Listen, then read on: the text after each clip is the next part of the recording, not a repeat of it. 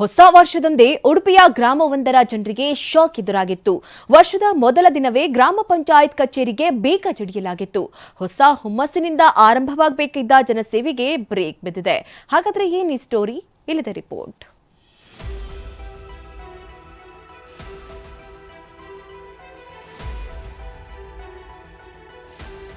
ಹೊಸ ವರ್ಷದ ದಿನವೇ ಗ್ರಾಮ ಪಂಚಾಯಿತಿ ಕಚೇರಿಗೆ ಬೀಗ. ಮಾನಸಿಕ ಕಿರುಕುಳಕ್ಕೆ ಬೇಸತ್ತು ಸಿಬ್ಬಂದಿ ಸಾಮೂಹಿಕ ರಾಜೀನಾಮೆ. ಹೌದು, ವರ್ಷದ ಮೊದಲ ದಿನವೇ ಉಡುಪಿ ತಾಲೂಕಿನ ಬೈರಂಪಳ್ಳಿ ಗ್ರಾಮ ಪಂಚಾಯಿತಿ ಕಚೇರಿಗೆ ಬೀಗ ಜಡಿಯಲಾಗಿತ್ತು. ಪಂಚಾಯಿತಿ ಸಿಬ್ಬಂದಿ ಕರ್ತವ್ಯಕ್ಕೆ ಹಾಜರಾಗದೆ ಗೈರಾಗಿದ್ರು. ಇಷ್ಟು ಮಾತ್ರವಲ್ಲದೆ ಸಾಮೂಹಿಕ ರಾಜೀನಾಮೆಯನ್ನು ಕೊಟ್ಟುಬಿಟ್ಟಿದ್ರು.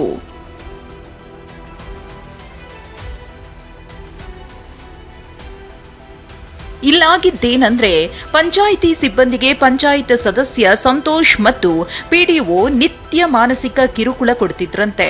ಇದರಿಂದ ಬೇಸತ್ತಿದ್ದ bill collector Sumana, clerk Vasanthi, pump operator Manohar ಕಳೆದ ತಿಂಗಳು 19ರಂದೇ ಅಧ್ಯಕ್ಷರಿಗೆ ರಾಜೀನಾಮೆ ಸಲ್ಲಿಸಿದ್ರು.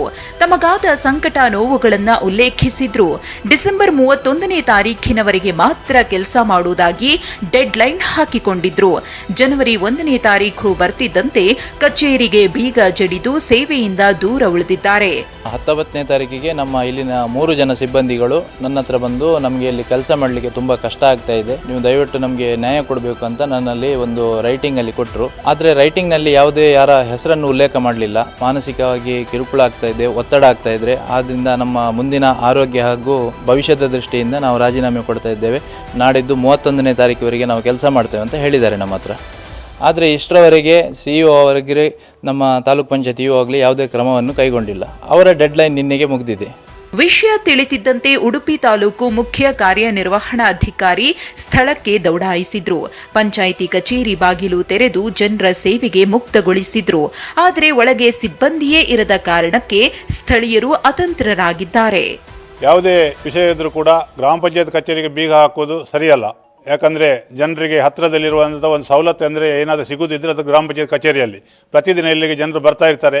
ಆದರೆ ಇಲ್ಲಿ ಗ್ರಾಮ ಪಂಚಾಯತ್ ಕಚೇರಿಗೆ ಬೀಗ ಹಾಕೋದು ಅದು ಅಧಿಕಾರಿ ವರ್ಗಕ್ಕಾಗಲಿ ಅಥವಾ ಜನಪ್ರತಿನಿಧಿಗಳಿಗಾಗಲಿ ಅದು ತುಂಬ ದೊಡ್ಡ ತಪ್ಪು. ಅದು ಸದ್ಯ ಸಿಬ್ಬಂದಿಯ ಸಾಮೂಹಿಕ ರಾಜೀನಾಮೆ ಜಿಲ್ಲಾಡಳಿತ ಮತ್ತು ಪಂಚಾಯತ್ ರಾಜ್ ಇಲಾಖೆಗೆ ಮುಜುಗರ ತರಿಸಿದೆ.